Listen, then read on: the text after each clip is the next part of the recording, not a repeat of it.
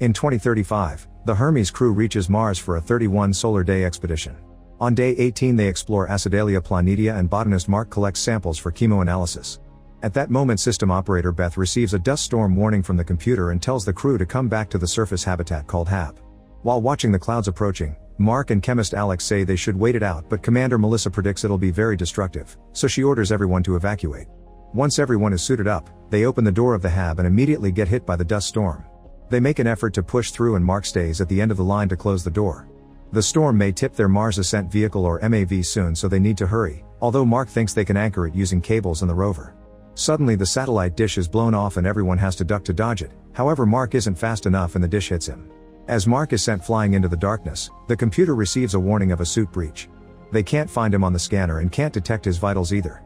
Melissa sends the rest of the crew to the MAV while she stays to search a little longer. Surgeon Chris points out that with a suit breach Mark must be dead by now, not to mention the storm is starting to trip the MAV. Melissa has no choice but to join her crew and authorize the launch. The MAV leaves Mars while the crew grieves for their lost friend. Meanwhile, the administrator of NASA Teddy appears at a press conference to announce that the Mars team is coming back without one of the astronauts. However, on Mars, the storm is finally over and Mark wakes up when his suit alerts him that his oxygen level is critical. A piece of metal attached to the satellite through wire has pierced his suit but has also kept the hole covered, which explains why he's alive. After cutting the wire, Mark rushes back to the HAB and painfully removes the metal rod, however there's still a piece inside. He uses forceps to remove that piece before closing up the wound. Next he logs into the computer and starts a video log to record the details of what happened in case he doesn't make it. Since the antenna broke he has no way to contact NASA and the next manned mission will come to Mars in 4 years, but he doesn't think he can survive until then. While another storm appears outside, Mark spends most of the day resting but eventually he gets bored. He starts cleaning up the HAB and putting his friends' things in labeled boxes. Watching all their pictures makes him decide he won't die there. In the morning he organizes all the food including what they saved for Thanksgiving, which has some potatoes that give him an idea. Using his training as a botanist, Mark starts working on making a greenhouse inside the HAB with Mars soil and the crew's bathroom waste as fertilizer. He plants all the potatoes, but they'll need lots of water to grow. Thankfully he has the tools and the parts to create a device that can burn leftover rocket fuel and transform it into water. The first time he turns it on the machine catches on fire, so Mark has to fix his calculations before trying again while wearing protective gear. This time it works fine and now he has water for himself and for his garden. As days pass Mark keeps working hard and records everything on daily video logs. He takes care of the garden and does maintenance on the solar panels outside. On day 54, he's delighted to discover the plants are actually growing.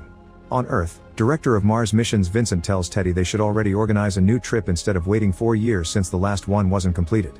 Teddy disagrees, saying that if they send a ship now they'll put Mark's body on display and the public won't like it. However, Vincent points out they could use that in their favor if they frame the mission as going back to retrieve the body for the family. Minutes later in the Texas Space Center, an operator receives a message from Vincent asking her to search some specific coordinates on Mars. She uses the satellite to check the area and is shocked to discover there have been changes at the HAB. After an emergency call Teddy, Vincent, and the director of media Annie rush to the Space Center to see it with their own eyes. They conclude Mark is alive and begin arguing on how to proceed since the general public won't react well to hearing they left an astronaut behind and the crew will probably feel guilty. Teddy thinks Mark won't survive without food and Vincent worries about Mark's psychological state because he probably thinks he was abandoned by his peers. The next day Teddy appears in another press conference announcing that Mark is alive but he can't answer any questions because he lacks more information. The crew isn't informed of any of this yet. On day 70 Mark concludes he needs to start thinking long term. The team that will arrive in 4 years will land 3,200 kilometers away from his HAB, so he'll need to find a way to get there. The first problem is the only working rover, which can reach a maximum distance of 35 kilometers before it has to be recharged. The second problem is that the trip would take 50 days to complete, so he would be living in a rover with minimal life support. By taking pieces from the rover that was destroyed by the storm, Mark manages to double the battery life of the working rover. He does a test run in the middle of the night and notices how cold it gets, but turning on the heater would consume too much battery life. When he returns to the HAB he concludes he must dig out the radioisotope thermoelectric generator, which is a dangerous task because it's full of plutonium. By working carefully, he manages to retrieve the generator without any accidents and connects it to the rover. On Earth, Vincent appears at a press conference to explain Mark's activity since the satellite footage is public. He explains Mark probably wants to go to the landing site, but if NASA could communicate with him, they'd tell him to wait until they rescue him. Afterward Teddy scolds him for saying that on camera since they still don't know if rescuing Mark is possible. He also wants to send a supply probe to Mars, so the team tells him building and sending it would take 9 months. Teddy orders everyone to work overtime and get it done in 3. Flight director Mitch insists they should tell the mission crew about this, but Teddy refuses to do so until they can be sure Mark can be rescued. On day 79, Mark finally gets grown potatoes from his garden. He replants the small ones and saves the big ones for his food supply. Then he looks at the map while trying to think of a way to fix the communication issue and finally gets an idea. He gets on the rover and drives for a while in a direction that confuses Vincent at first, however he gets excited when he also looks at a map and realizes where Mark is going. Moments later, Mark is digging in the sand to pull out the Pathfinder probe, which fell silent in 1997. He puts it on the rover and takes it back to the hab to start working on repairing it. At the same time, Vincent rushes to meet with the engineering team and brings out the Pathfinder replica so they can program a connection. Eventually both Pathfinders make contact and the Earth team receives images from Mars. Mark rushes to put up a sign asking if they can see him plus 2 more signs that say yes and no. The team moves the camera to make it point at yes and Mark celebrates. Now he needs to figure out a way to have complicated science conversations with just a camera and signs. He grabs Beth's computer and finds a chart with alphanumeric units, which he sets up around Pathfinder using signs again. The NASA engineers quickly catch on to what he's doing and repeat the process in their lab. Once everything is ready, both sides can start sending messages to each other. Mark tells them how he survived and makes sure to point out it wasn't the crew's fault. Then NASA begins sending him instructions on how to hack the rover so it can talk to Pathfinder by modifying the broadcasting frequency. Mark follows the instructions to a T and soon receives a message from Vincent telling him they've been watching him and that the whole world is rooting for him. He promises they're working on rescue plans and that they'll send a supply mission to feed him. When Mark asks about his crew, Vincent has to explain they haven't told them he's alive yet because they need them to concentrate on their return flight. Mark isn't happy about this and begins sending lots of curse words to ruin the global broadcast. Teddy has to speak to higher-ups and convince them Mark only acted like that because of stress, but Mitch convinces him to go behind Vincent's back and contact the crew. It's been 4 months since they left Mars and the team is surprised to find a video message for all of them. The astronauts gather around the screen and watch Mitch's video dropping the big news. Just as predicted, everyone feels guilty for leaving Mark behind. On day 128, Mark shares on his log how NASA keeps asking for updates on even the smallest things and now they want to micromanage his crops as if he didn't know what he was doing. He's also received lots of emails, including one from the president and another one from his university. They said that once you grow crops somewhere you've officially colonized it, so Mark announces he's colonized Mars. During the next transmission, NASA asks Mark to pose for a picture and Annie gets angry because he tries to be funny instead of doing something graceful for the press. Teddy tells her to post it anyway together with an announcement about sending him supplies in around 9 months. Food should last him until then, but Teddy worries something may go wrong. One night, Mark finishes doing some maintenance outside and goes back into the hab. However, there's a malfunction and the pressure causes a hole in the wall. Suddenly there's a small explosion and the airlock flies off, rolling around for a while until it crashes. Mark survives the incident, but there's a breach in his suit and he's losing oxygen. He uses tape to cover all the cracks and reseals the suit just in time. Then Mark returns to the hab and is devastated to discover the explosion burned all his plants. After grabbing some supplies, he goes to spend the night in the rover, where he yells in frustration before messaging Earth. At NASA, Vincent informs the others that the remaining food gives Mark around 200 days. Teddy immediately sends out orders to make everyone work faster on the supply probe. To keep him distracted, NASA connects Mark's signal to the Hermes and now they can message each other too. The next day, Mark cleans out the garden and seals the hole caused by the explosion. That night he tries rationing the remaining potatoes, but hearing another storm outside just makes his stress worse. On Earth, astrodynamicist Rich discusses the probe's travel time with a coworker. He makes a joke about Earth and Mars being badly positioned and this inspires an idea. Meanwhile, Teddy keeps trying to find spots in protocol where they cut time to get things done faster. On day 154, Mark has brought down his meals to the bare minimum and starts mixing them with medicine. 4 weeks later, the probe is finally ready and everyone at NASA gathers to watch the launch. At first it appears to go well, but soon they discover a very large precession and in just a few minutes, the probe blows up. The mood immediately drops in the room and Vincent has the hard mission of telling Mark when he asks for an update. On day 186, Mark sends Melissa a message asking her to check on his parents when she returns to Earth and tell them everything about their time on Mars. He wants them to know he loves them and that he died doing something greater than himself, which he's proud of. Meanwhile, the China National Space Administration watches Teddy during an interview explaining the probe failed because they cut time on the inspections.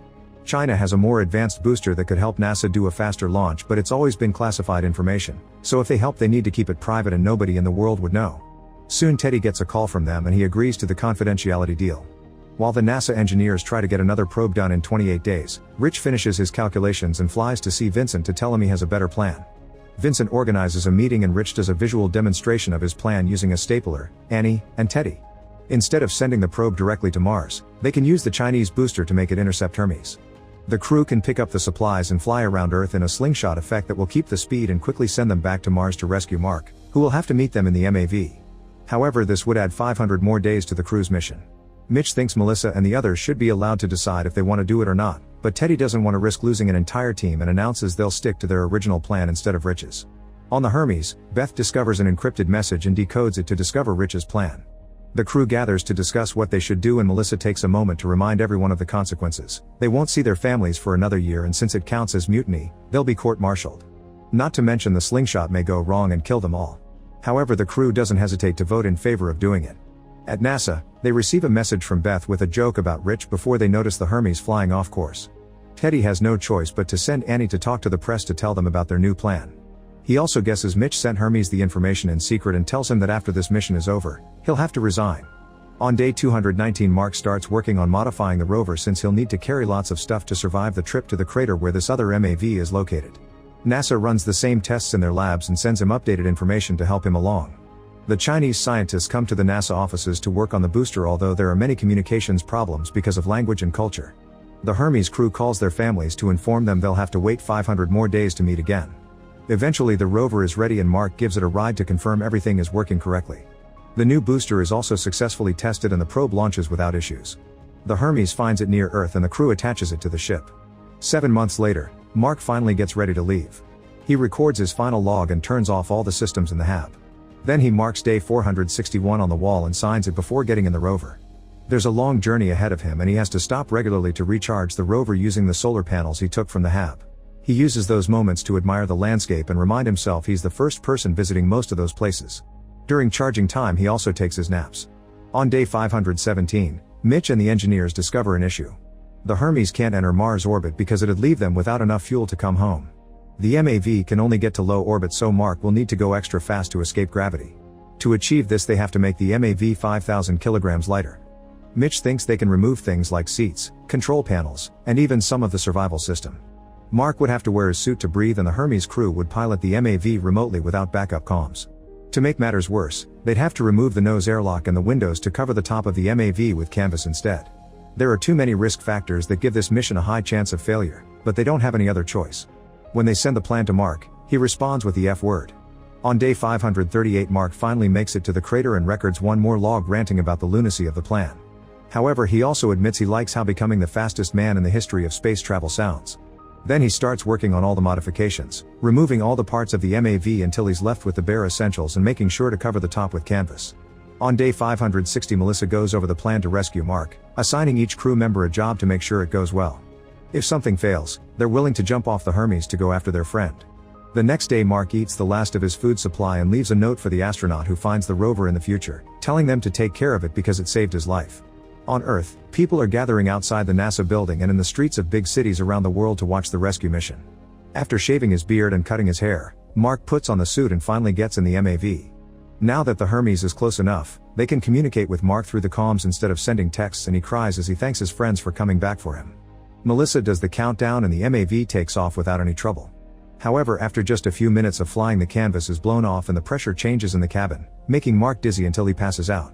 The Hermes remotely shuts down the booster and discovers that the MAV is out of fuel, which leaves it further from the main ship than planned. The crew can fix this by using some of their backup fuel, however that will make the speed go too fast for interception. At that moment Mark wakes up and tells them he's fine if they don't count his broken ribs. When he hears about the problem, he proposes a new plan. He could pierce his suit and use the escaping air as a thruster to fly toward the Hermes. It's a bad plan, but it inspires Melissa with a similar idea. They could blow off an airlock and the escaping air would give them the kick they need. It's very risky, but they're out of options, so Melissa calls Alex and asks him to start making a bomb. Using the ship's supplies including simple sugar, Alex makes a bomb stronger than dynamite. Chris sets it up on the airlock before floating away. In the cockpit the calculations reveal that there still will be a small difference in distance, so Melissa announces she'll go out and rushes to suit up. When the bomb finally explodes, the airlock is destroyed and creates the desired effect. Once the Hermes is as close to the MAV as possible, Chris hooks Melissa up so she can go on a spacewalk to rescue Mark. Unfortunately the rope isn't long enough, so Mark gets to do his own idea. He pierces his suit and the air immediately begins pushing him around. He struggles to take control but eventually manages to fly out of the MAV. With her crew doing the calculations, Melissa fixes her course and reaches out to grab Mark when he passes by, however he's going too fast and their hands only bump. Thankfully he manages to hold on to the rope and Melissa begins pulling until they can finally reunite. The crew pulls them in before informing Earth that the mission went well and everyone around the world celebrates. Once Mark has recovered from this experience and is healthy again, he becomes a survival instructor for astronaut candidates. 3 years later, a new mission to Mars is successfully launched. Make sure to subscribe and turn on notifications so you can watch more videos like this. Thanks for watching.